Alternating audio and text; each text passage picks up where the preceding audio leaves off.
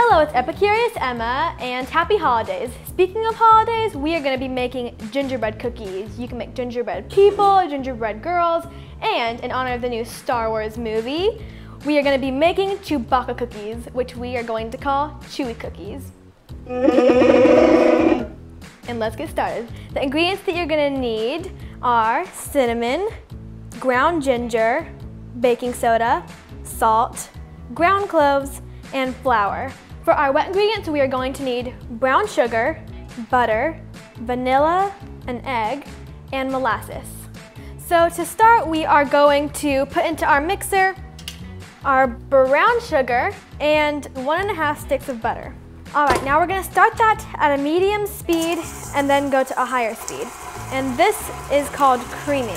While that's mixing, we are going to go and sift our dry ingredients together.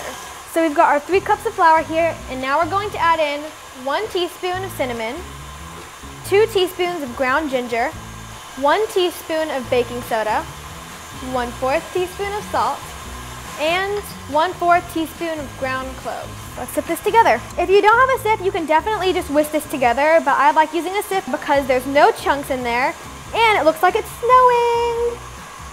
Okay, now that we've sifted, we can set this bowl aside because we're not gonna use it quite yet. But now our butter and our brown sugar should be done creaming. Okay, so ready to turn this off?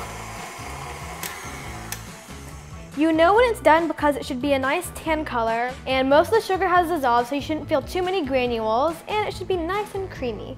Okay, so now we're gonna add in the rest of our wet ingredients, which is a 1/2 cup of molasses.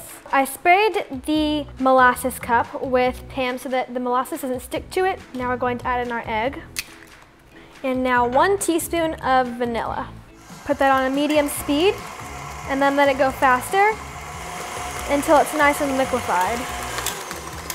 Okay, this is done, it's well mixed together, and we are ready to put in our dry ingredients and get that mixing. Of course, you want to start it off slow because the flour is going to go everywhere, so wait till that gets a little bit more incorporated before we turn it up.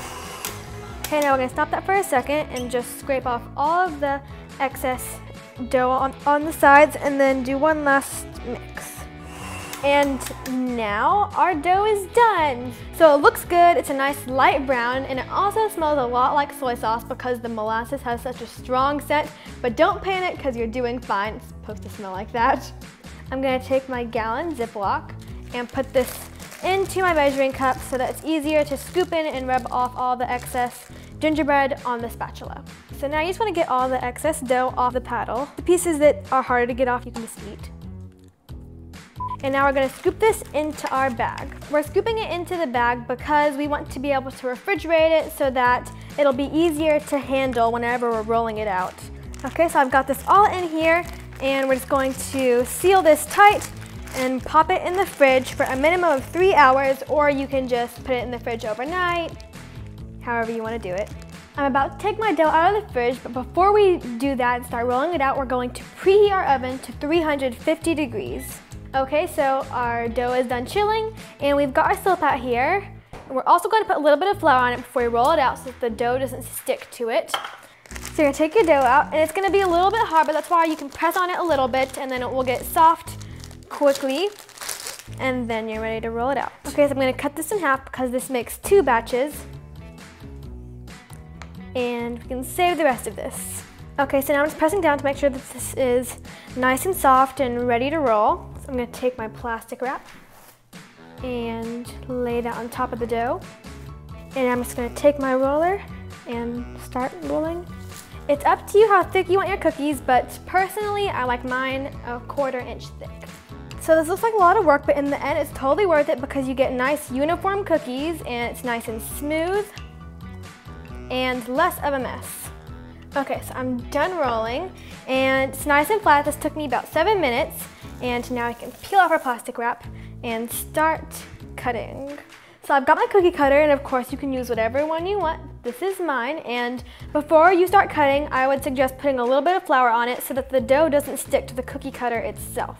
Okay, so you want to push this through, making sure it goes all the way to the bottom, and try to get close to the edges. So we're just going to make a bunch of these, and then we're going to take off all of the excess batter. And you can also put them really close together because these don't expand in the oven, so you can make them as close as you want. Okay, with all this excess dough I have, you can either roll it out and make a brand new batch, or you can eat it. Your pick. So I'm just moving my silpat over to the pan. And this is a really easy way of transporting it instead of taking it from the table to the silpat that's on the pan, because it'll rip as you're trying to bring it over. So this is a much simpler way of doing it. All right, so we've got our oven at 350 degrees, and we're gonna put these in there at 8 to 15 minutes, depending on the size of your cookies. What we're looking for here is a nice sturdy cookie. We don't want it to be soft anymore, and it should be a nice light brown. Of course, the gingerbread cookies are delicious the way they are, but we are going to decorate ours, and for that we need royal icing. The ingredients we're gonna need for this are 3 cups of powdered sugar, 2 egg whites, and a little bit of water depending on how smooth your icing already is. So I'm first going to separate these eggs. A good way to do it is just toss it from shell to shell, getting all the egg whites out and not making your hands too messy. All right, now we're going to put our powdered sugar in, and our egg whites. And we're gonna put our handle on, and we're gonna start off at a slow, but then turn it to a faster speed. Okay, frosting check. So it's looking a little thick, but that's what we planned for. So we're going to add in a little bit of water. Okay, so this is done, and we're gonna lift it up and do a frosting check. So that's perfect. You can see a nice ribbon connecting all the way from the whisk to the bowl. Okay, so the same technique that we did with the dough, we're gonna put our gallon Ziploc into our measuring cup. With this icing, you can add whatever flavoring you want, different extracts, make this icing your own. You can even add food coloring if you're looking for a specific type of icing color here. So we're just going to squeeze this tight and get all your icing into one corner, because before we decorate, we are going to make a small little cut in that corner so that we can start decorating. All right, these cookies look done. They smell so good. So since we are making a Chewbacca cookie, I have my fork, and we are going to give him little hairs while they're warm so that it's easy to mold and they'll cool like that. So I'm going to take these and put them on the cooling rack so that the icing doesn't melt onto them. And I also have my friends coming to help me decorate these cookies. All right, so I've also got a bunch of little candies that I'm gonna use for decorating, which I put in a cupcake tray to help keep me organized, and I think it looks pretty good. All right, I'm gonna set these down, and I think my friends are here. Hey guys! Hey. Are you ready to decorate some cookies? All right, let's get into this. Here's some examples if you guys want any ideas, and we're just going to cut the tips off of these bags. You can make an outline on your cookies, which is called a dam, to keep all the rest of the icing in, and whatever else.